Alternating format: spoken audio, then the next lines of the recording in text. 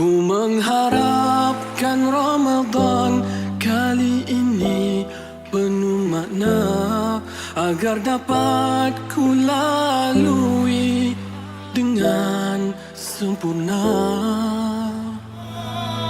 Ku mengharapkan Ramadan kali ini penuh makna, agar dapat ku lalui dengan sempurna.